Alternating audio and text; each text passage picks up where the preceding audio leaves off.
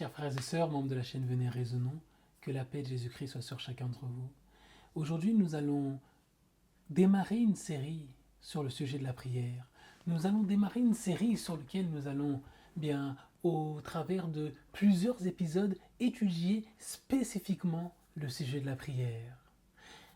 Pour commencer, je vous propose que nous puissions prier pour démarrer. Tendre Père Céleste, merci pour la vie que tu nous conserves. Nous voulons réclamer maintenant ton Esprit Saint, afin que toi en personne tu puisses nous diriger. Tendre Père, permets que je puisse me taire et que toi tu puisses parler. Nous t'avons prié dans le nom de ton Fils Jésus-Christ pour ta gloire et te remercions. Amen. Donc lorsque nous pensons à la prière, on se dira certainement que, en tant que chrétien, en tant que croyant, il n'y a pas de problème concernant la prière, que la prière, c'est un sujet qui est très clair dans notre esprit, c'est quelque chose que nous maîtrisons. On va se rendre compte que, concernant la prière, il y a énormément de choses que nous pourrons apprendre ensemble au travers de cette série, de ces différents épisodes. On va pouvoir pourquoi dans la Bible, la prière est une chose qui est aussi importante. Voir à quoi ça sert, puisque en fonction de la croyance que nous avons, en fonction même des différentes religions, on pourra même voir que la prière n'a pas du tout le même objectif et n'est pas présentée de la même manière. On va voir que la prière, ce n'est pas une chose dont se nourrit Dieu, ce n'est pas une chose duquel il a besoin. Mais on va voir que la prière a un objectif tout à fait spécifique. La prière, c'est quelque chose qui est adressé à un être divin, à Dieu. Ou, pour ceux qui croient en d'autres dieux que le seul vrai Dieu, aux divinités qu'ils peuvent servir. Donc en tout cas, on va se poser plusieurs questions concernant la prière et tout au long de ces séries, on va essayer de progresser ensemble concernant ce que la Bible nous dit concernant la prière. Pour commencer les amis, je vais vous lire une citation de Adoniram Judson Gordon, qui était un prédicateur, un écrivain, un compositeur et le fondateur du collège Gordon dans le Massachusetts. Dans cette citation, il nous dit la chose suivante. Vous pouvez faire plus que la prière après que vous ayez prié. Mais tant que vous n'avez pas prié, vous ne pouvez pas faire davantage tant que vous n'avez pas prié. Donc, autrement dit, ce monsieur est en train de nous expliquer que la prière est une chose qui est essentielle. Celui qui souhaite faire une action qui est, bien entendu, dirigée par Dieu, avant de faire cette action, il doit s'assurer du fait qu'il ait prié. Puisque tant que nous n'avons pas prié, il n'y a rien que nous puissions faire, c'est ce qu'il nous dit. Il nous dit que le préalable à l'action, c'est la prière. Le fait d'être en contact avec Dieu, le fait de pouvoir communiquer avec lui. Donc à ce moment-là, on va se poser la question, mais pourquoi prier? Si Dieu connaît tout, pourquoi est-ce que j'ai besoin de prier?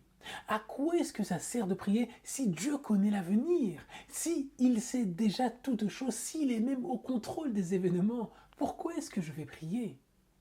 Pourquoi même est-ce que je vais prier si je ne peux pas le faire changer d'avis? Parce qu'on nous dit que Dieu ne change pas.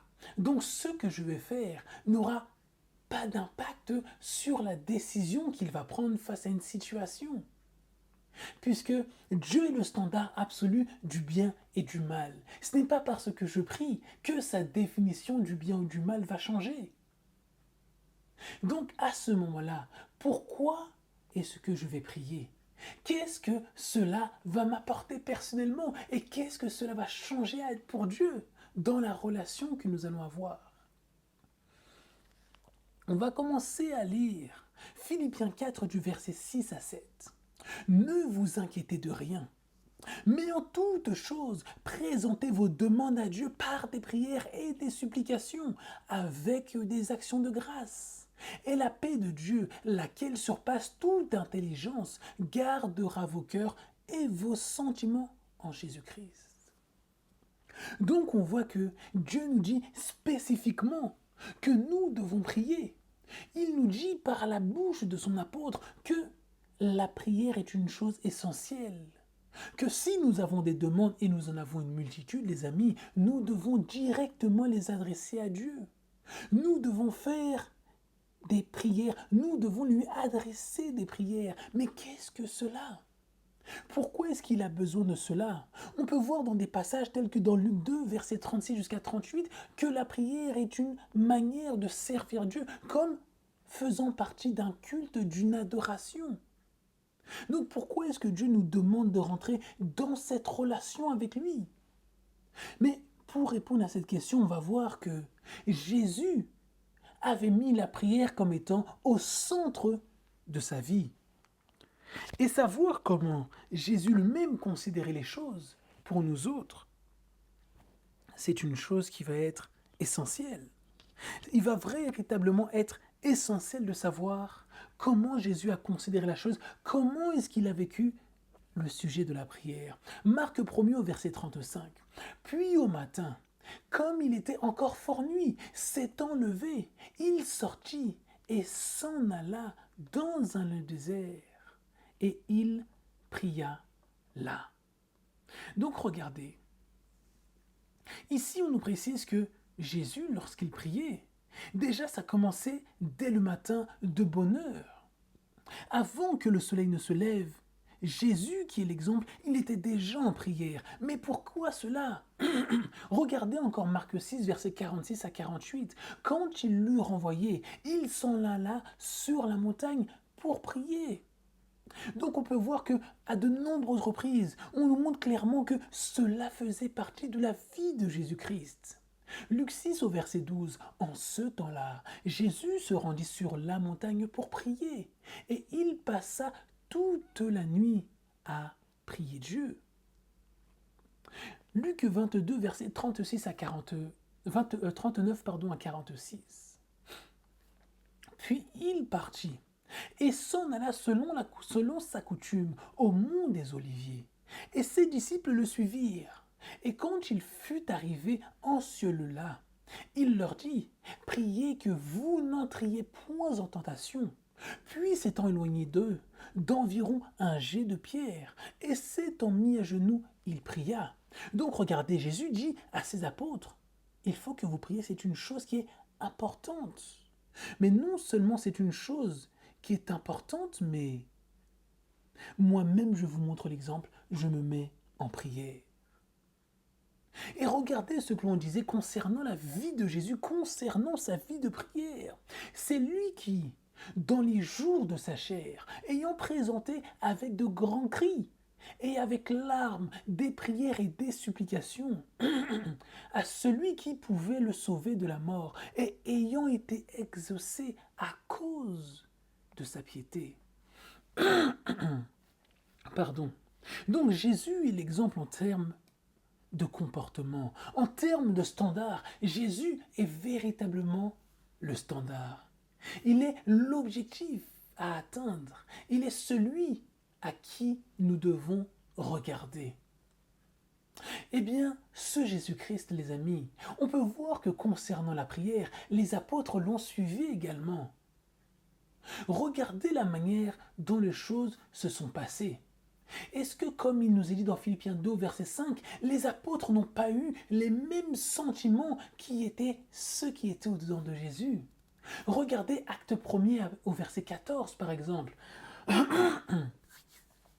Après que Judas est trahi, ils font le bilan de la trahison.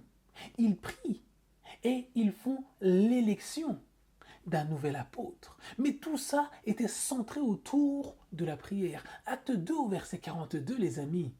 On nous précise que les apôtres persévéraient dans la prière. Donc on voit que véritablement c'était un mode de vie.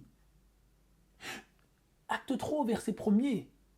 On voit que ils font des prières encore une fois. Ils prient, ils ont ce rythme de vie. Le rythme de leur vie est ponctué par la prière. Acte 4 du verset 23 à 31. On voit qu'ils prient face aux persécutions. Acte 6 au verset 4. On voit que, encore une fois, cela fait partie d'une manière intégrale de leur mode de vie. On voit que c'est une chose qui continue dans le temps. Et on voit dans Acte 13, par exemple, encore une fois, que même face à la mission, la prière était un préalable. Ce n'était pas quelque chose qu'ils mettaient de côté, quelque chose qu'ils avaient en supplément. Comme l'a dit Adoniram Gordon, la prière est un préalable à l'action. Et on voit que les apôtres vivaient cela d'une manière continue dans leur vie. Lisons ensemble le passage de 2 Chroniques 7 au verset 14 qui nous dit « Et que mon peuple, sur lequel mon nom est réclamé, s'humilie et fasse des prières et recherche ma face et se détourne de sa mauvaise voie, alors je l'exaucerai des cieux et je pardonnerai le péché et je guérirai leur pays. » Donc regardez concernant, premièrement, l'importance de la prière. Dieu dit clairement que dans la démarche qu'avait la nation d'Israël, dans la démarche qu'avait ce peuple de le rencontrer, la prière était un élément qui était essentiel. Pourquoi? Quel est le problème que l'on connaît? Quel est le problème de l'humanité, les amis? Ésaïe 59, versets 1 à 2, ce sont nos péchés qui créent une séparation entre nous et notre Père. Donc s'il y a un problème entre lui et moi, il faut qu'à un moment donné, il y ait une réconciliation. Et c'est la raison pour laquelle Jésus est intervenu. Il a mis en application ce que lui-même qualifie comme étant le ministère de la réconciliation. Et dans cette démarche, les amis, comment est-ce que là se passe? Il nous parle de ceux qui souhaitent la guérison, ceux qui souhaitent être pardonnés. Il nous parle d'humiliation et de prière et de la recherche de sa face et du choix de se repentir, de changer de voie. Donc on voit que la prière pour la réconciliation, pour reprendre une relation avec Dieu, est un élément qui est essentiel.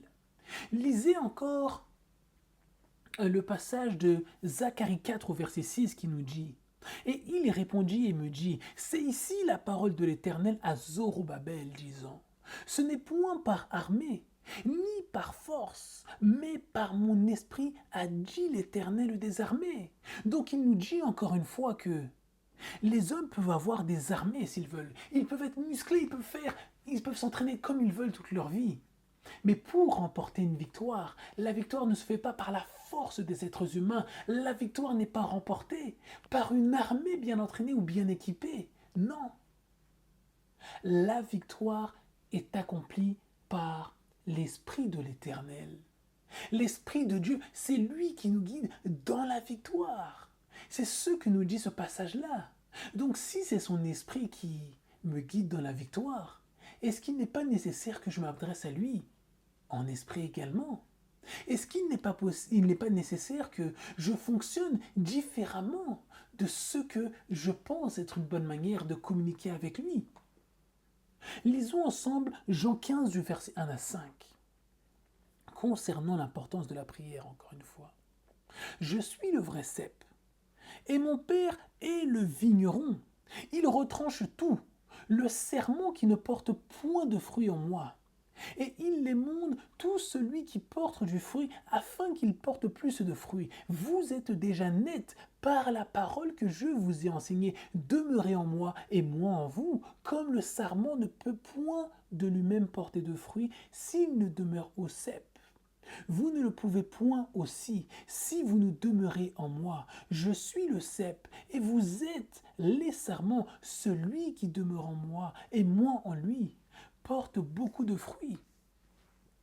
Car, hors de moi, vous ne pouvez rien produire. Donc regardez, si je veux progresser, je veux donner à ce monde qui est malade, ce monde qui est en proie à des choses terribles, si je veux apporter une chose positive, si je veux apporter un fruit, il faut que je sois raccroché à Dieu. Et pour être accroché à Dieu, les amis, ça passe par la prière. Non pas que Dieu se nourrisse de nos prières, qu'il ait besoin de nos prières pour faire quelque chose, mais on va voir que au travers de la prière, il y a quelque chose de particulier que Dieu souhaite faire de nos vies. Parce que la prière, les amis, ce n'est pas pour nous, ce n'est pas pour Dieu, pardonnez-moi, mais c'est véritablement pour nous que la prière existe. Dieu ne dit pas aux anges, t'as vu Gabriel quand même ont prié? Ah, je suis content, ils ont beaucoup prié, ils ont bien prié, ils ont passé 1 heure en prière. Non, les amis, Dieu ne se nourrit pas de la prière, mais au travers de la prière, il nous montre quelque chose de particulier. Je vous invite à lire le passage de Jean 17, du verset 9 au verset 10, puis le verset 15. C'est pour eux que je prie. Je ne prie pas pour le monde, mais pour ceux que tu m'as donnés. Donc là, Jésus s'adresse à son Père, parce qu'ils sont à toi. Et tout ce qui est à moi est à toi. Et ce qui est à toi est à moi. Et je suis glorifié en eux. Je ne te prie pas de les ôter du monde, mais de les préserver du mal. Donc regardez Jésus, qui s'apprête à quitter les apôtres, qu'est-ce qu'il demande à son Père? Il lui dit clairement que il a besoin d'être rassuré concernant le fait que son Père va continuer à préserver les disciples, de les préserver de toute tentation et de les préserver de toutes les difficultés qu'ils vont rencontrer une fois que lui s'en sera allé. Donc c'est là où on voit, les amis, si Jésus-Christ lui-même, qui est le modèle, si Jésus-Christ lui-même a eu besoin de prier, a eu besoin de s'adresser à son Père alors qu'ils se connaissent depuis l'éternité, comment est-ce que nous autres, en tant qu'êtres humains, on espère pouvoir communiquer avec Dieu? Nous autres qui sommes chers, comment est-ce qu'on peut communiquer avec ce Dieu qui est esprit? Quelle est l'importance de cela? Regardez par exemple les apôtres, lorsque eux-mêmes se sont mis à prier une fois que Jésus les a quittés. On sait que Jésus les a enseignés puisqu'ils ont demandé à Jésus, enseigne-nous à prier. Mais lorsque Jésus est parti, on voit qu'ils ont gagné en autonomie. Non seulement ils ont gagné en autonomie, excusez-moi, mais on voit qu'ils commencent à prier comme Jésus-Christ. Ils commencent à prier concernant les choses que Jésus leur a dit de faire. Acte 1er au verset 8. Mais vous recevrez la vertu du Saint-Esprit qui viendra sur vous, et vous me serez témoins tant en Jérusalem qu'en toute la Judée, dans la Samarie et jusqu'au bout de la terre. Donc Jésus leur dit clairement, vous allez recevoir le Saint-Esprit. Qu'est-ce qui se passe plus loin, les amis? Au verset 14. Tous persévéraient unanimement en prière. Pourquoi? Parce que Jésus a donné une promesse et il voulait réclamer cette promesse qui a été donnée. On voit que tout le monde était présent, aussi bien les apôtres que les femmes et Marie, la mère de Jésus. Tous étaient réunis, les frères de Jésus inclus. Et ils ont tous persévéré dans la prière. Acte 2, verset 42, on voit encore une fois qu'ils persévéraient tous dans la doctrine et dans la communion, la fractionnement des pains et dans la prière. On voit qu'ils ont pris ce rythme que Jésus leur a enseigné. On voit que Jésus leur a montré une chose particulière. Et on peut le voir lorsqu'on lit le passage de Luc 11 du verset 1 à 13. On ne va pas lire tous les 13 versets, les amis. Et il arriva, comme il était en prière, en un certain lieu, qu'après qu'ils eussent cessé de prier, quelqu'un de ses disciples lui dit, « Seigneur, enseigne-nous à prier, ainsi que Jean a enseigné à ses disciples. » Et il leur dit, « Qui sera celui d'entre vous, lequel ayant un ami, donc j'ai passé tout le passage où il leur enseigne notre Père qui est aux cieux, etc. Parce que ce n'était pas une prière que Jésus souhaitait qu'ils récitent, mais il leur montrait un modèle de prière et on reviendra une autre fois sur ce que Jésus leur enseignait, puisque ce n'est pas la prière en tant que telle qui va faire quelque chose, mais c'est le fait qu'il leur montre un principe dans la prière, on le verra une autre fois. Donc verset 5, puis il leur dit, « Qui sera celui d'entre vous, lequel ayant un ami qui aille à lui sur la nuit et lui dise, « Mon ami, prête-moi 3 pains, car un de mes amis m'est survenu en passant, et je n'ai rien pour lui présenter. » et que celui qui est dedans réponde et dise: ne m'importune point, car ma porte est déjà fermée, et mes petits enfants sont avec moi au lit. Je ne puis me lever pour t'en donner. Je vous dis qu'encore qu'il ne se lève point pour lui en donner, à cause qu'il est son ami, il se lèvera pourtant à cause de son opportunité et lui en donnera autant qu'il en aura besoin. Ainsi je vous dis, demandez et il vous sera donné, cherchez et vous trouverez, heurtez et il vous sera ouvert. Car quiconque demande reçoit, et quiconque cherche trouve, et il sera ouvert à celui qui heurte. Que si un enfant demande un pain à quelqu'un d'entre vous, qui soit son père, lui donnera-t-il une pierre? Ou s'il demande un poisson, lui donnera-t-il au lieu du poisson un serpent? Ou s'il demande un œuf, lui donnera-t-il un scorpion? Si donc vous qui êtes méchants, savez bien donner à vos enfants de bonnes choses, combien plus votre Père céleste donnera-t-il le Saint-Esprit à ceux qui le lui demandent? Donc quand on voit ça, qu'est-ce que l'on apprend, les amis?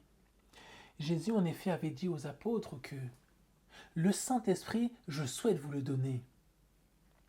Mais si vous le voulez, il faut le demander. Pourquoi est-ce que Jésus ne donne pas simplement comme ça? Il y a un principe dans la Bible. 1 Jean 4 au verset 8, verset 7, etc. nous dit que Dieu est amour. 1 Corinthiens 13 au verset 5 nous donne un élément concernant cette définition qu'est l'amour. Puisque si j'ai touché Jésus, ça veut dire que j'ai touché l'amour, puisqu'il est l'amour personnifié. Et donc on nous dit que cet amour, lorsqu'on donne la définition dans 1 Corinthiens 13, on nous dit qu'il ne cherche pas son intérêt. Donc si je veux quelque chose, même s'il souhaite me le donner ardemment, si je ne le demande pas, les amis, il ne me le donnera pas. Parce qu'il ne peut me forcer. Il ne peut me forcer à accepter ce que je ne veux pas. Est-ce que vous avez déjà vu, vous sonnez à la porte de quelqu'un, ou quelqu'un sonne chez vous, il veut vous donner un cadeau par la force? Si la personne veut vous donner un cadeau contre votre volonté, vous allez dire, mais ce gars-là, c'est un forceur, c'est un malade. Le gars, il veut me forcer à accepter quelque chose que je ne veux pas. Et Jésus fonctionne avec le principe de l'amour. Il veut nous donner des choses, les amis. Mais il veut que ces choses-là, on puisse les désirer. Il souhaite que ces choses qui nous manquent, nous puissions lui dire, mon Père, tu nous as dit qu'il nous faut cette chose-là, tu nous as dit qu'il faut le Saint-Esprit. En effet, je constate que j'ai besoin du Saint-Esprit. Parce que c'est lui qui doit me convaincre de péché, de justice et de jugement. C'est lui qui mettra l'amour qui est nécessaire dans mon cœur pour que je puisse garder les commandements, puisque Jésus nous dit que celui qui garde mes commandements, c'est celui qui m'aime. Et c'est lui qui fera le scellement dans mon cœur. C'est lui qui va me sceller pour le retour de Jésus. Donc c'est là où on se rend compte, les amis, que si je veux que ces choses arrivent, Dieu a donné une démarche qui est simple. Il faut le Saint-Esprit. Mais si je veux le Saint-Esprit, très simple, il faut le demander. Luc 11, demande et on te donnera. Frappe et on va t'ouvrir. Et Jésus montre une chose très importante. Nous autres, nous sommes capables de faire des atrocités, les amis. J'aime beaucoup Hannah Arendt, c'était une philosophe juive. Elle parlait de ce qu'elle appelle la banalisation du mal. Elle explique que dans le régime nazi, il est arrivé des choses qui étaient terribles en effet. Mais elle montre que ces personnes, ce sont des êtres normaux comme vous et moi. Et elle explique que si ces personnes, ils ont fait ces choses-là, c'est parce qu'on leur a donné juste l'opportunité. Donc autrement dit, les amis, si demain en France on nous donne, parce que moi je suis en France, dans d'autres pays, peu importe où vous êtes, on vous donne l'opportunité de faire exactement ce que vous voulez. Qu'est-ce qui va arriver, les amis? Moi-même, je prie que ça n'arrive jamais, les amis, puisque les êtres humains, nous savons à quel point nous sommes terribles. C'est là où on voit, les amis, que si nous autres qui sommes capables de faire des génocides, qui sommes capables de vendre nos amis, qui sommes capables d'appeler la police, de collaborer, de dire oui, mon voisin c'est un juif, il faut venir l'exterminer, ou de tuer une personne à cause de ce qu'il croit ou de ce qu'il pratique, les amis. Nous autres, nous sommes capables de donner de bonnes choses à nos enfants. Est-ce que Hitler n'était pas en mesure de donner de bonnes choses à ses enfants? Si on aurait demandé à Eva Braun et aux enfants d'Hitler, comment il est comme père. Les enfants ont certainement dit, c'est un bon père. Pourtant, nous, on sait ce qu'il a fait. On connaît les atrocités qu'il a accomplies dans ce monde. Mais pourtant, cette personne est en mesure de donner de bonnes choses à ses enfants. Donc Dieu qui ne fait pas ces choses-là, les amis, Dieu qui nous aime, qui aime tout le monde, même ses ennemis, lui, il nous dit que si vous êtes capable, alors que vous êtes méchant, de donner de bonnes choses, moi qui n'ai pas de méchanceté en moi, imaginez ce que je suis capable de faire pour vous dans vos vies. C'est là où on se rend compte, les amis, que véritablement, Dieu souhaite faire des choses dans nos vies, mais la seule chose qui peut le freiner, les amis, c'est nous-mêmes. Continuons en lisant le passage de 1 Corinthiens 10 au verset 11, qui nous dit que « Or, toutes ces choses leur arrivaient en exemple, et elles sont écrites pour notre instruction, comme étant ceux auxquels les derniers temps sont parvenus. » Donc les amis, est-ce qu'on n'a pas des exemples dans la Bible où on voit que la prière était un élément clé, où on voit que la prière a permis des choses extraordinaires, des choses qui dépassaient l'entendement pour les personnes qui ont formulé la prière? Est-ce qu'on n'a pas vu que Dieu a même répondu à la prière d'enfants ou de personnes qui ne le connaissaient pas? Est-ce qu'on n'a pas vu que la prière revêtait un enjeu particulier dans la Bible? Les amis, si on regarde dans la Bible, il y a environ 650 prières. Sur ces 650 prières, environ 450 ont été répondues de manière positive par Dieu. Donc 69%, les amis. Donc ça veut dire que pratiquement 7 prières sur 10 dans la Bible sont répondues d'une manière positive. Regardez même le livre de Psaumes, bon, même si on peut l'exclure, puisque à lui tout seul c'est déjà un livre de prière. On peut voir que toutes les prières qui sont dans la Bible, ainsi qu'il est écrit dans 1 Corinthiens 10, puisqu'on nous dit que toutes ces choses qui sont arrivées sont écrites pour notre instruction, sont là pour nous servir de leçon. Donc si les amis, ces prières qui sont dans la Bible, je peux les consulter aujourd'hui, c'est aussi puisqu'elles doivent me servir d'enseignement. Toutes ces choses doivent me servir de leçon, les amis. Toutes ces choses que je vois dans la Bible sont supposées être là pour m'aider à progresser dans ma relation avec Dieu. Donc si je regarde, je prends cette donnée en compte. 69% des prières ont été répondues dans la Bible, plus des 2/3. La majorité ont été répondues d'une manière instantanée, d'une manière immédiate. Donc ça veut dire, encore une fois, je me répète les amis, 7 prières sur 10 sont répondues dans la Bible. Donc ça veut dire que si je prie Dieu, les amis, ça veut dire que j'ai de grandes chances à ce que Dieu réponde à ma prière. Est-ce que ce n'est pas une bonne nouvelle? Mais restez éveillés les amis, puisqu'on va voir que la prière aussi n'est pas ce que je pense. Rien que pour aller avec ce que je dis, la prière n'est pas une liste de courses les amis. Donc ne pensez pas, oh Seigneur, il me faut une Lamborghini Gallardo, ou il me faut... Non les amis, on va voir que la prière a un but qui est spécifique. Et on va voir cela tout au long de notre série sur le sujet. Déjà, on va voir que la Bible nous explique comment prier. Joël 2, verset 32 nous dit cela. « Et il arriva que quiconque invoquera le nom de l'Éternel sera sauvé, car le salut sera en la montagne de Sion et dans Jérusalem, comme l'Éternel a dit, et dans les résidus que l'Éternel aura appelés. » Donc on nous dit que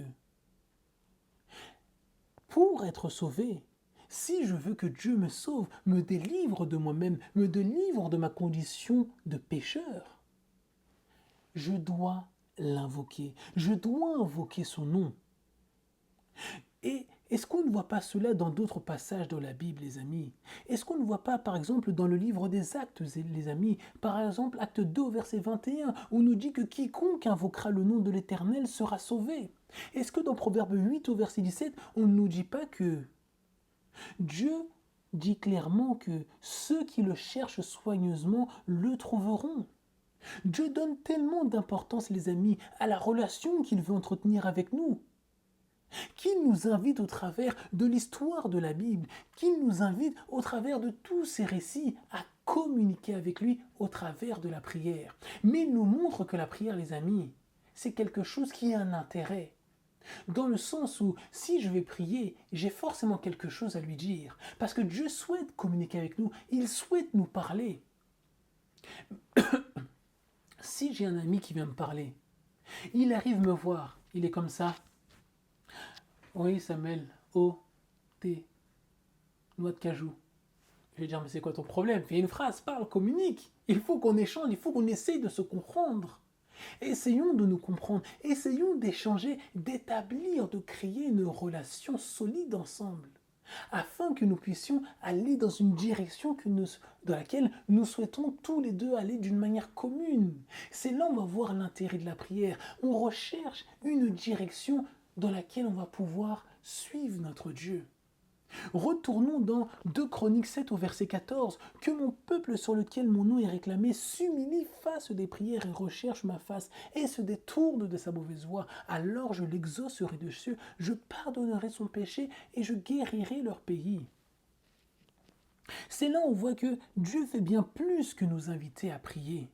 Il nous montre le travail profond de la prière dans sa parole. Il nous explique la manière la plus efficace dont la prière peut être entendue. Il décrit toutes les barrières et les faiblesses dans nos vies qui peuvent empêcher son action dans notre vie. Dieu souhaite intervenir dans notre vie. Mais la seule chose qui peut l'empêcher d'intervenir dans notre vie, les amis, c'est nous-mêmes. C'est notre volonté qui est en mesure d'aller à l'encontre de ce qu'il voulait. Rendez-vous compte, les amis, c'est comme lorsqu'on parle du déluge de Noé, par exemple. Les animaux ont obéi. Les animaux ne peuvent pas aller à l'encontre de la volonté de Dieu. Mais nous autres, les amis, nous avons ce qui s'appelle le libre arbitre. Je suis libre d'accepter ce que Dieu me propose ou je suis libre de le refuser. Quoi qu'il arrive, cela montre une chose bien particulière. Ça me montre que la seule chose qui peut empêcher que Dieu réalise ce qu'il a prévu dans ma vie, eh bien c'est ma propre volonté. Si je ne souhaite pas que Dieu réalise ce qu'il désire dans ma vie, la seule chose qu'il peut faire, c'est de me dire que ta volonté soit faite dans ta vie, ce qui n'est pas une très bonne nouvelle pour moi, les amis. Puisque si demain j'ai un enfant, et l'enfant, je lui dis, on va faire tout ce que tu désires dans ta vie, on sait que ce sera une grande catastrophe. Donc, la seule chose qui peut empêcher l'accomplissement de la volonté de Dieu dans notre propre vie, c'est notre volonté. Reprenons le modèle que Jésus donne dans Matthieu 6, verset 9 au verset 13. Notre Père qui est aux cieux. Donc Jésus le précise, faites ainsi lorsque vous priez. Notre Père qui est aux cieux, ton nom soit sanctifié, ton règne vienne, ta volonté soit faite sur la terre comme au ciel. Donne-nous aujourd'hui notre pain quotidien et nous quitte nos dettes comme nous quittons les dettes de nos débiteurs et ne nous induis point en tentation, mais délivre-nous du mal, car à toi est le règne et la puissance et la gloire à jamais. Amen.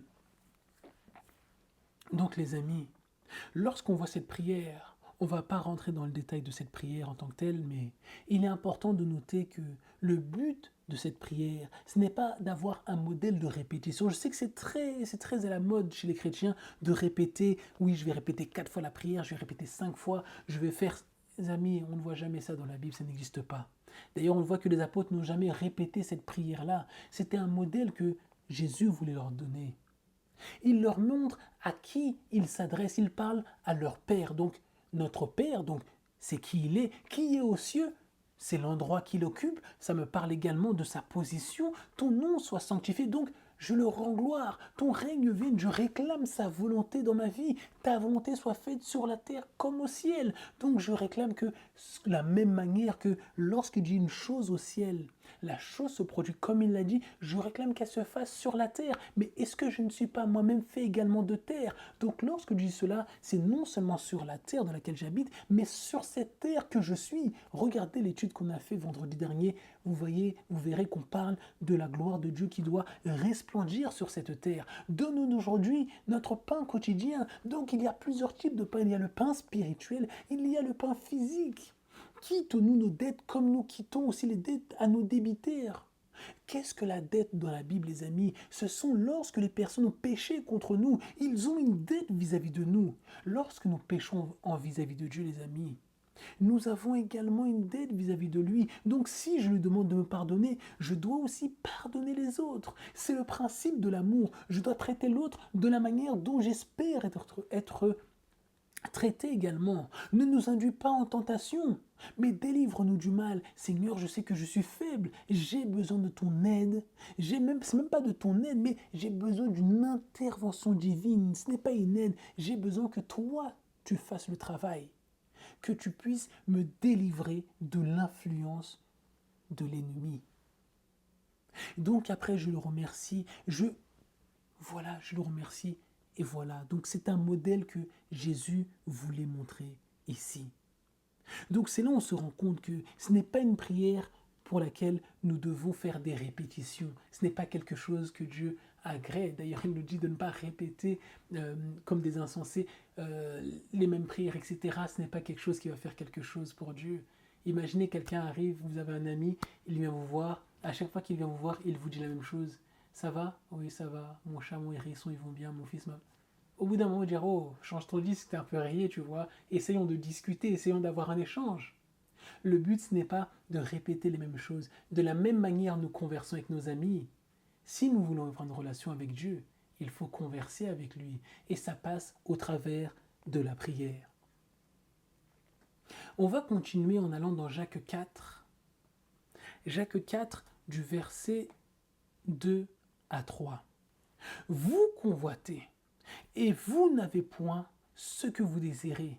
Vous avez une envie mortelle, vous êtes jaloux, et vous ne pouvez obtenir ce que vous enviez. Vous vous querellez, et vous vous disputez, et vous n'avez point ce que vous désirez, parce que vous ne le demandez point. Vous demandez et ne recevez point, parce que vous demandez mal, afin de l'employer dans vos voluptés. Donc regardez ici, on nous parle qu'il y a plusieurs problèmes dans nos prières. On nous dit que je convoite une chose, mais je n'obtiens pas ce que je désire. Et rendez-vous compte, à 3 reprises on nous parle de cela. Verset 2, vous n'avez point ce que vous désirez entre crochets. Après on continue, ce que vous enviez. Après encore en crochet, ce que vous désirez. Donc, est-ce qu'il y a un problème avec ce que je désire, avec ce que je souhaite? Parce qu'ici, on termine au verset 3, vous demandez, vous ne recevez point parce que vous demandez mal. Donc, qu'est-ce qu'on est en train de nous dire ici? Ce que je désire, Dieu ne dit pas qu'il ne souhaite pas faire ce que l'on désire, mais il dit plutôt que ce que vous désirez est déformé. Ce que vous désirez n'est pas dans une bonne direction, parce qu'il dit que ce que je désire, les amis, m'emmène dans une envie qui est mortelle, donc dans une envie vis-à-vis des personnes. Ça m'emmène dans la jalousie. Et il me dit que on se dispute, on fait beaucoup de choses qui vont à l'encontre de ce qu'il souhaite pour nous. Et il dit que finalement, tout ce que nous recevons, tout ce que nous demandons, nous le recevons pas. Parce que nous demandons mal, parce que toutes ces choses que nous demandons, c'est pour notre propre personne. Quel est le principe que nous avons vu tout à l'heure dans l'amour? 1 Corinthiens 13 au verset 5, l'amour ne cherche pas son intérêt. Donc pourquoi est-ce que Dieu va m'exaucer lorsque je demande des choses pour mon propre intérêt? Seigneur, je veux un yacht de 40 mètres. On va faire quoi avec un yacht de 40 mètres? Je vais aider qui avec un yacht de 40 mètres? Regardez le principe que Dieu nous donne. Relisez l'histoire de Job. Job 31, c'est ce que lui-même il dit. Cette bénédiction que Dieu lui a donnée, toute cette fortune que Dieu lui a donnée, ce n'était pas simplement pour que lui, il puisse vivre seul et profiter égoïstement. Non, les amis, tout ce que Dieu lui avait donné, c'était aussi pour qu'il puisse aider ces personnes qui étaient en difficulté, pour qu'il puisse aider le pauvre et l'orphelin, lui-même le dit, pour qu'il puisse habiller ceux qui avaient froid dans son pays, dans l'endroit où il était. Donc si je reprends ce principe-là, les amis, je demande des choses. Mais est-ce que ces choses vont me profiter qu'à moi-même? C'est comme lorsqu'il s'agit des enfants. Est-ce que vous êtes déjà posé la question, pourquoi est-ce qu'un chrétien fait un enfant? Ou même si vous n'êtes pas chrétien, pourquoi est-ce qu'on fait des enfants? Est-ce qu'on est comme des animaux? Oh, il y a une femme, elle est jolie, bah, je vais me reproduire. Vous savez, souvent, j'en parlais avec mes amis avant de devenir chrétien, et je demandais toujours, pourquoi est-ce que vous faites des enfants? Moi, je n'aurais pas ça logique. Moi, je ne croyais pas en l'évolution, mais je leur disais, si vous croyez en l'évolution, logiquement, il n'y a aucune raison de faire des enfants, parce que c'est quelqu'un qui plus tard va rentrer en compétition avec vous pour la survie, donc ça n'a aucun sens. Mais ces personnes me disaient, non, mais tu sais, c'est comme ça que la vie va. Tu sais, il faut perpétuer la vie. Vous savez, un chrétien ne raisonne pas de la sorte, les amis. Un chrétien, c'est que voici le monde dans lequel je vis. Ce monde, c'est un monde qui est en ruine, c'est un monde qui est chaotique. Est-ce qu'en faisant un enfant, ça ne peut pas changer le monde? Est-ce que, comme Anne, on ne peut pas dire, si je fais un enfant, Seigneur, je voudrais que cet enfant, ce soit quelqu'un qui puisse changer le monde, quelqu'un qui puisse apporter l'amour, qui puisse apporter ta parole là où il n'y a que chaos et désolation, quelqu'un qui changera littéralement la vie de centaines de personnes. Donc c'est là, vous voyez, en tant que chrétien, tout change lorsque l'on pense dans la perspective de la manière dont Jésus voit les choses. Je veux me marier, mais je me marie pour faire quoi? Est-ce que je veux me marier pour changer le monde? Est-ce que je veux me marier pour que mon voisinage puisse voir la manière dont Dieu souhaite que le monde vive au travers de ma propre vie? Je veux un travail dans cette entreprise. Est-ce que je le souhaite parce que je souhaite être un témoignage vivant pour mes collègues, leur apporter du réconfort dans leurs difficultés, ou est-ce que je souhaite uniquement pour avoir de l'argent m'acheter une grande maison et y rester seul, les amis? C'est là on se rend compte que lorsque l'on est chrétien, les amis, logiquement, on ne va pas demander les mêmes choses que tout le monde, parce que les objectifs ne sont pas les mêmes. Si je constate que le monde est dans un chaos, la question qui doit se poser, c'est pourquoi est-ce que le monde est dans le chaos? Puisqu'il n'y a pas de chrétiens qui font le travail que Jésus demande, les amis. Souvent on pleure, oh c'est le chaos. Oui, pourquoi? C'est de notre faute. Parce que nous avons dormi trop longtemps en tant que chrétiens, les amis. Si je veux faire un enfant, parce que souvent on voit les gens prier, oui Seigneur, je veux un enfant.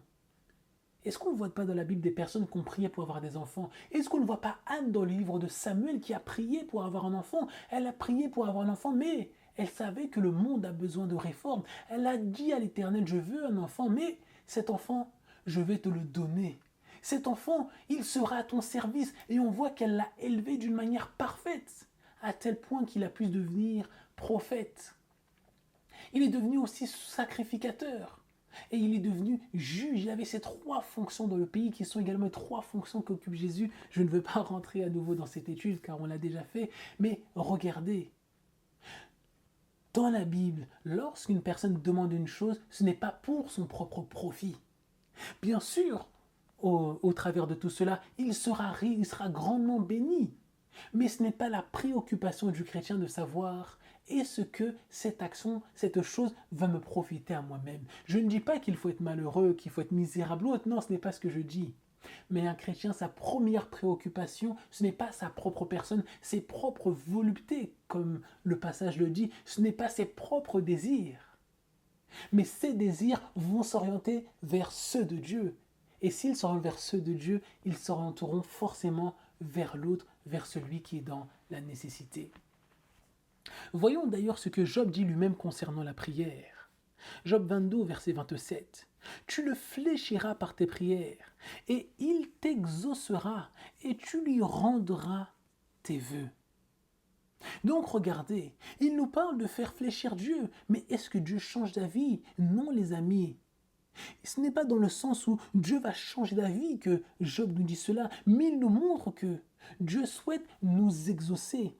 Dieu peut avoir vu que nous allons dans une direction, mais on peut montrer à Dieu que Dieu, mon Père, je souhaite faire ta volonté et à ce moment-là, Dieu va se manifester dans ma vie. Psaume 55 au verset 17. Le soir et le matin et le midi, je parlerai et je m'émouverai et il entendra ma voix. Donc, il nous montre que la Bible nous invite à prier. Dieu nous invite à prier. Mais non seulement il nous invite à prier, mais il nous montre clairement que sa volonté, c'est de nous exaucer. Dieu souhaite que nous communiquions avec lui, les amis. Il souhaite établir un véritable rapport, une véritable relation d'échange et de communication. Il nous conduit à la prière dans nos difficultés, mais également dans nos bons moments.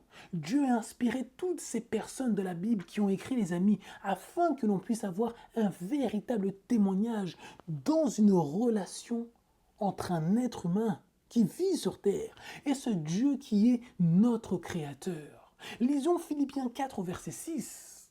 Ne vous inquiétez de rien, mais en toute chose, présentez vos demandes à Dieu par des prières et des supplications avec des actions de grâce. Donc regardez, Dieu nous invite réellement à prier. 1 Timothée 2 au verset 1. J'exhorte donc qu'avant toute chose, on fasse des requêtes, des prières, des supplications et des actions de grâce pour tous les hommes. Donc regardez, on nous invite encore à prier.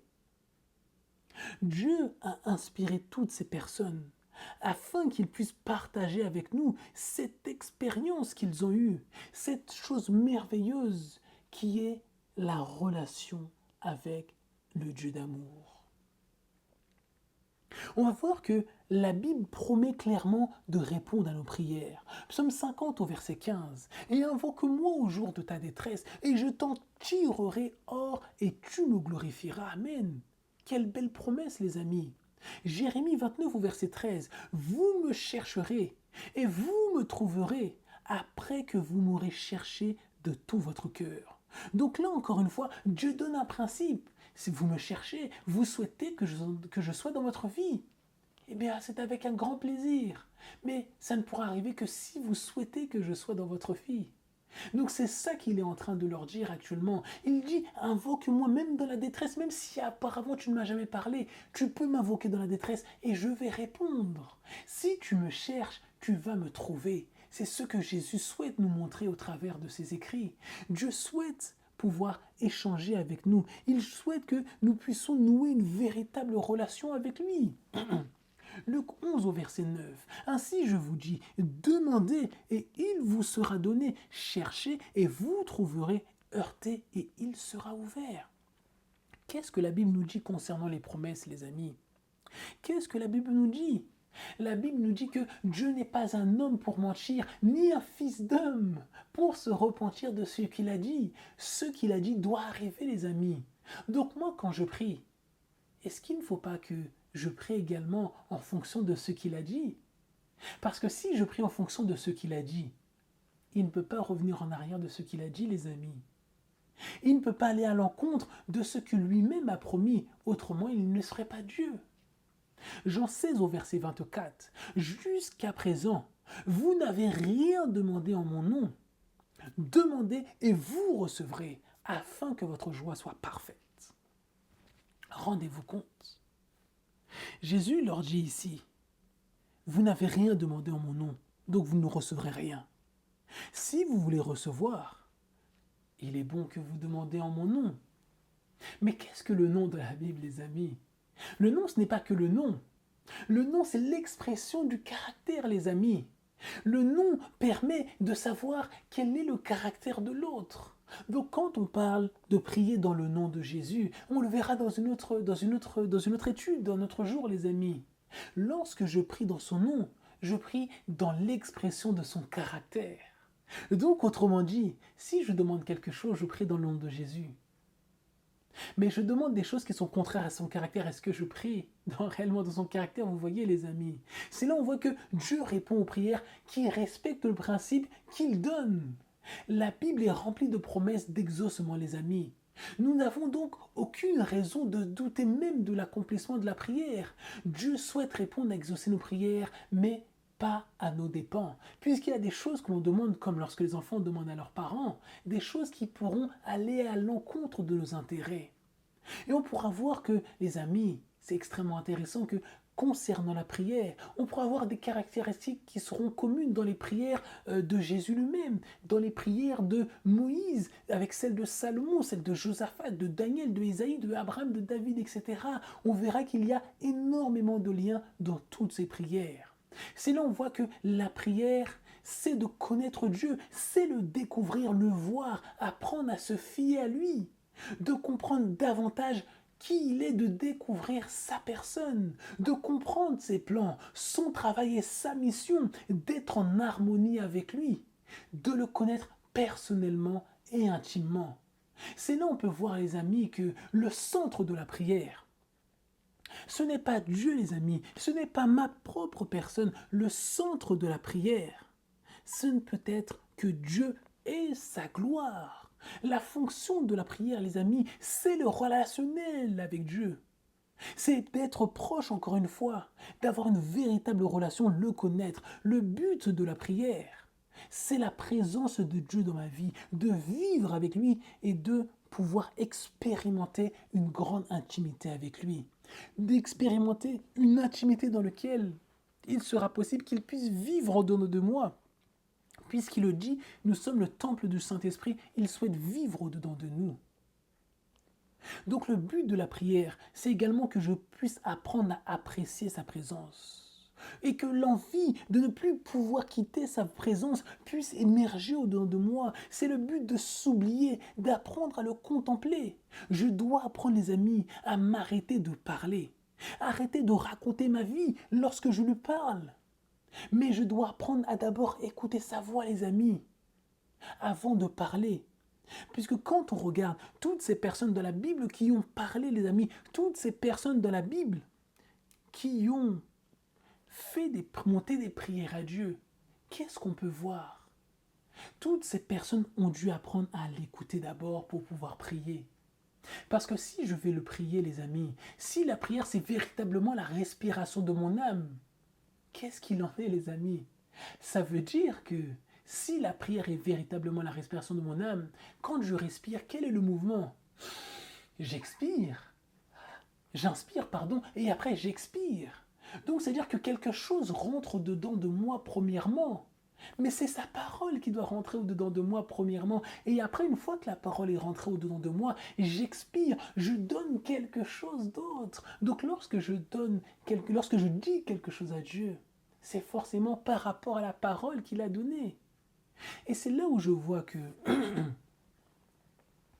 lorsque je prie, je dois arrêter également de m'inquiéter pour moi-même, mais je dois apprendre à écouter la voix de Dieu et à faire confiance à ses plans. Parce que la prière, les amis, c'est également la manifestation de la foi. Je dois apprendre à m'oublier, à mourir, les amis, et à apprécier qu'il puisse me parler.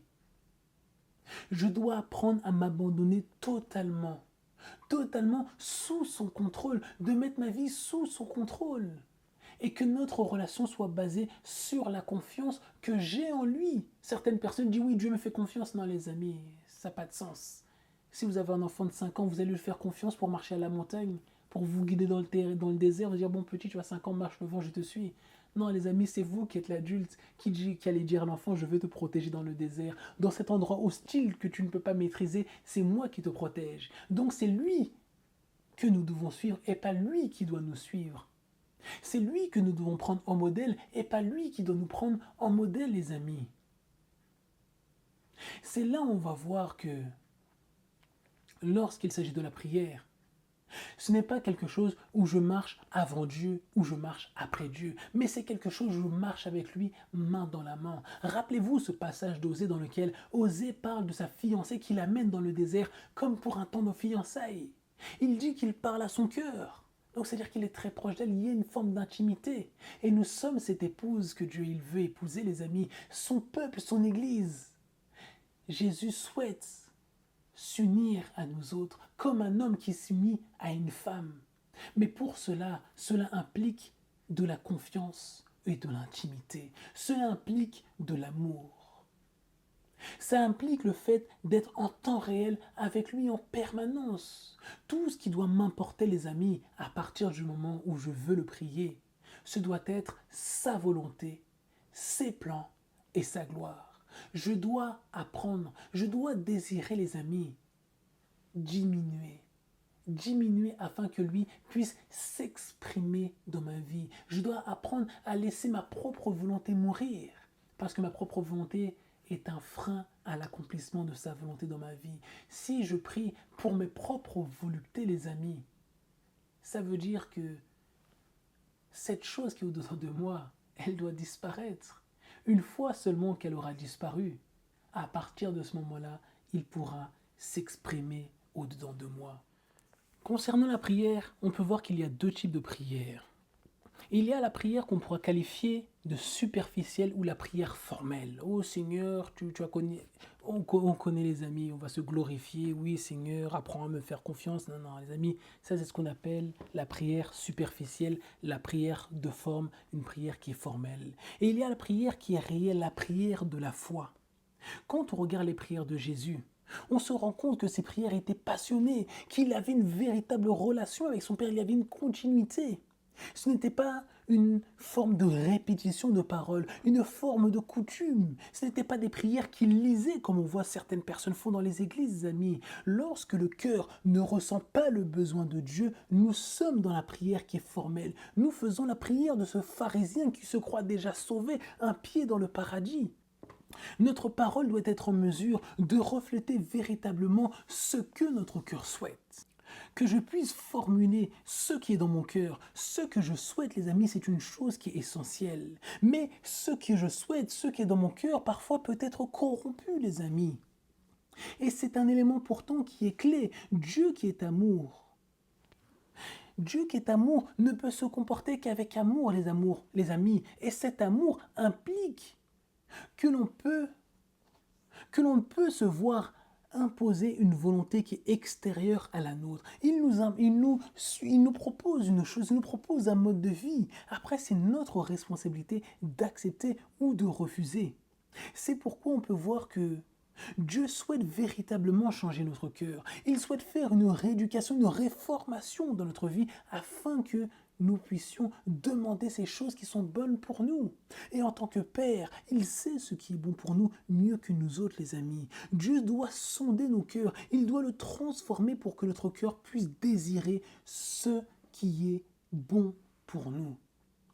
Lisons Matthieu 6 du verset 7 à 8 qui nous dit « Or, quand vous priez, n'usez point de vaines redites, comme font les païens, car ils s'imaginent d'être exaucés en parlant beaucoup. Ne leur ressemblez donc point, car votre Père sait de quoi vous avez besoin avant que vous le lui demandiez. » Donc s'il le sait, pourquoi est-ce qu'il nous demande de prier ? Parce qu'il souhaite que ce soit notre volonté. Il souhaite que ce que nous demandions, les amis, soit en accord avec cette vie parfaite qu'il souhaite que nous puissions expérimenter avec lui une fois qu'il sera revenu. Dieu nous invite, les amis, d'ailleurs on peut le voir au verset 6, à lui révéler notre intimité. Dieu sait déjà ce qui est dans notre cœur. Mais il souhaite que nous souhaitions lui confier ce qui est dans notre cœur afin qu'il puisse agir dans nos vies, qu'il puisse agir dans le respect de notre personne, qu'il puisse agir dans le respect de notre libre arbitre. La prière, ce qu'elle n'est pas, elle n'est pas un monologue, elle n'est pas une répétition des mêmes mots, elle n'est pas une liste de shopping, elle n'est pas une manière d'obtenir ce que je veux, elle n'est pas l'accomplissement de ma volonté dans la vie, de ma vie. La prière n'est pas non plus une négociation avec Dieu. La prière n'est pas non plus le fait, la volonté de faire Dieu à mon image. Mais maintenant, ce qu'est la prière, c'est la respiration de l'âme, comme je le disais. Donc, il y a une partie où je dois prendre quelque chose qui ne vient pas de moi, que j'amène à l'intérieur. Et cette chose qui et à l'intérieur de moi doit ressortir d'une manière qui est différente. Vous rappelez-vous ce qu'on a vu la semaine dernière? Si je veux comparer ma vie de prière dans le sanctuaire, vous allez voir des choses incroyables, des choses extraordinaires. Si vous regardez le numéro 3, 4 et 5, vous allez voir qu'il y a trois choses qui sont dans un même appartement dans le lieu saint. Et on va voir que ça correspond véritablement à la vie de prière d'un chrétien. Parce que la prière seule n'est pas utile, les amis, ça ne sert à rien. L'étude de la parole seule n'est pas non plus une chose utile. En tout cas, lorsque je progresse, bien sûr, je vais prier à Dieu, mais lorsque je progresse avec Dieu, je rentre dans ce qu'on appelle la sanctification dont parle l'apôtre. Et on voit qu'il y a trois choses qui sont liées les unes avec les autres. On voit au numéro 3, il y a la table des pains de proposition qui représente la parole de Dieu. On voit en numéro 4 l'autel des parfums qui représente la prière. Et en numéro 5, les amis, le témoignage ou le Saint-Esprit. Donc j'ai besoin de ces trois choses, les amis, pour être en mesure d'être dans une pleine relation avec mon Dieu. Donc c'est là où je peux voir clairement ce qu'est la prière, les amis. Ces trois choses sont essentielles pour la prière. Pour qu'elle puisse, pour qu'elle puisse avoir un sens devant Dieu. J'ai besoin d'étudier de la sorte, je peux réclamer ce que Dieu dit par rapport à ces différents sujets. Tout à l'heure, on a parlé du fait d'enfanter. Qu'est-ce que Dieu dit? Quelle est sa volonté par rapport à ce monde, par rapport aux enfants que nous mettons dans le monde? La prière est nécessaire pour avancer avec notre partenaire de la même manière que la parole est nécessaire pour avancer avec un autre partenaire. Il est important de noter que Dieu est le leader. Nous sommes celui qui le suit. Nous sommes le partenaire. Dieu n'est pas le partenaire, il est le leader. Si nous souhaitons avancer, il faut que nous puissions le suivre, que nous communiquions avec lui. La prière, les amis, si nous regardons dans l'histoire de la Bible, elle a défait des royaumes. Elle a soumis des rois à la prière, les amis. La prière a apporté la justice là où il n'y avait point de justice. La prière a apporté des promesses et des prophéties. La prière a pu fermer la bouche des lions. La prière a rendu des feux dévorants inoffensifs, comme de l'histoire de Daniel. La prière a sauvé des peuples, comme de l'histoire d'Esther. La prière a sauvé des familles de la famine. La prière, les amis, elle revient à courir, à ouvrir son cœur à Dieu comme à un ami. C'est le secret de la force spirituelle, le contact direct avec le Créateur. Il nous connaît, les amis. Il n'a pas besoin d'en apprendre davantage sur nous. Mais ce qu'il souhaite, c'est que volontairement, nous lui ouvrions le cœur. Parce que si on n'ouvre pas la porte volontairement, il ne forcera pas la porte de notre cœur, la porte de notre... Il ne pourra pas la forcer. Il souhaite que nous ouvrions de nous-mêmes. Et là, il pourra résider avec nous. Il pourra commencer à célébrer avec nous. L'objectif de la prière, les amis, encore une fois, ce n'est pas de diminuer Dieu et de le mettre à notre niveau, mais c'est plutôt de lui permettre de venir nous chercher à notre niveau et afin qu'il puisse nous élever à son niveau. La prière, les amis, c'est la clé dans les mains de la personne qui exerce la foi. Et c'est ce qui permet à Dieu d'exprimer sa volonté dans notre vie. Rappelons-nous, Dieu est amour, mais l'amour sous-entend et implique la liberté. Donc, si cet amour sous-entend la liberté, donc le libre arbitre, Dieu ne peut pas me forcer à accepter ce que je ne veux pas. L'idée que la prière est une communication où je viens raconter uniquement ce que je souhaite personnellement, ce n'est pas le but pour lequel Dieu a souhaité établir la prière. Et on peut voir la manière dont certaines personnes ont vécu la prière pour terminer. On peut voir par exemple que Ésaïe nous dit dans Ésaïe 50 au verset 4 que la prière, il l'a commencé dès le matin, dès le lever. Chaque matin, il me réveille soigneusement afin que je prête oreille au discours des sages. Donc regardez, il nous parle de sa relation avec Dieu. Psaume 5 au verset 3. Éternel, entends dès le matin ma voix, dès le matin je me tournerai vers toi. Et je serai au guet. Psaume 88 au verset 3. Ô Éternel, j'implore ton secours, et le matin ma prière s'élève à toi. Psaume 119 au verset 147. Je devance l'aurore et je crie, j'espère en tes promesses.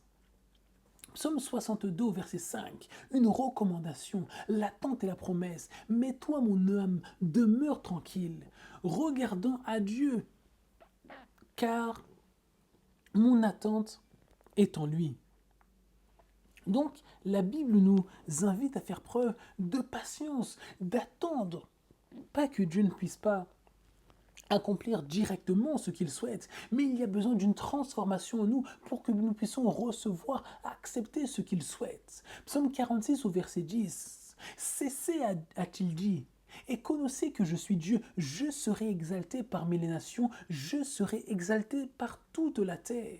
Donc lorsque ici dans la Bible on prend le mot cesser, la Bible veut nous montrer que on doit stopper toutes nos tentatives d'aider Dieu. Nous ne devons pas être comme Abraham qui veut aider le Dieu après avoir prié. Ésaïe 30 au verset 15. Car ainsi avait dit le Seigneur l'Éternel, le Saint d'Israël, en vous tenant tranquille et en repos, vous serez délivrés, votre force sera en vous, tenant en repos et en espérance. Regardez ce qu'il nous dit. Je ne dois pas essayer de lui montrer que je sais quelle est la situation. Je ne dois pas essayer de lui montrer que je suis au contrôle parce que ce n'est pas le cas. Si je souhaite qu'il agisse, les amis, ma démarche doit plutôt être c'est ton problème. Donc si c'est ton problème, tu le prends à bras le corps, c'est ta solution qui doit être apportée, pas la mienne. Et à partir de ce moment-là, il peut s'exprimer, il peut agir. Au lieu de dire à Dieu, aide-moi, donne-moi ceci, fais cela, le mieux c'est que tu fasses, ou je veux savoir, non, non les amis.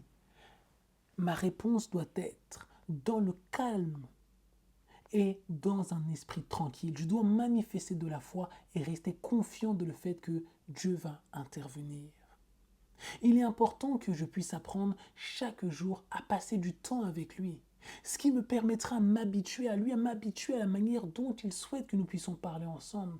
Ça me permettra d'apprendre à passer du temps avec lui et son caractère va commencer à déteindre sur moi. Je ne dois pas passer du temps seulement en communion avec lui lorsque j'ai besoin de quelque chose, les amis. Est-ce qu'on va voir nos parents lorsqu'on a besoin uniquement d'eux? Non. Je dois passer du temps avec lui et cela va me rendre apte à accepter son influence dans ma vie. Cela me permet d'accepter qu'il puisse agir d'une manière pleine et entière dans ma vie. Une vie, les amis, c'est très important, sans harmonie divine, est une vie qui est vouée à l'influence de l'ennemi. Une vie dans laquelle Dieu ne peut pas se manifester, les amis. C'est quelque chose de terrible. Psaume 46 au verset 10. Cessez. Connaissez que je suis Dieu. Je serai exalté parmi les nations. Je serai exalté par toute la terre. C'est encore un lien avec ce que nous avons vu la semaine dernière.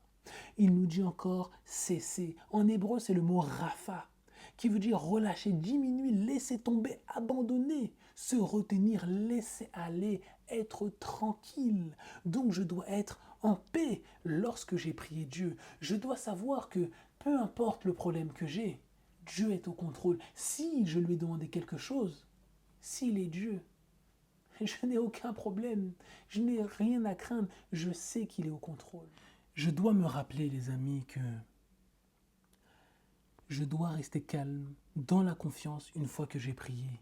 Si je crois réellement que Dieu a la capacité de me sauver, si je crois qu'il est réellement Dieu, je dois le laisser gérer mon problème. Je dois rester dans le calme. Le fait qu'on ait des histoires comme celle d'Abraham et de Sarah, où on voit que Abraham et Sarah ont rigolé même de la parole de Dieu, qu'ils se sont moqués de lui et qu'ils ont finalement voulu l'aider, les amis, doit nous enseigner vraiment concernant notre propre conduite, concernant nos propres certitudes et incertitudes, concernant le fait que nous désirions, que nous décidions réellement de croire qu'il est en mesure de tout accomplir, qu'il est capable d'accomplir bien plus que nous puissions imaginer dans nos propres vies. Donc voilà les amis, c'est ce que nous avons à partager pour aujourd'hui. Je vous dis à très bientôt, que la paix de Jésus-Christ soit sur chacun d'entre vous. La prochaine fois, nous allons continuer sur le sujet de la prière. Soyez bénis les amis, à très bientôt, au revoir.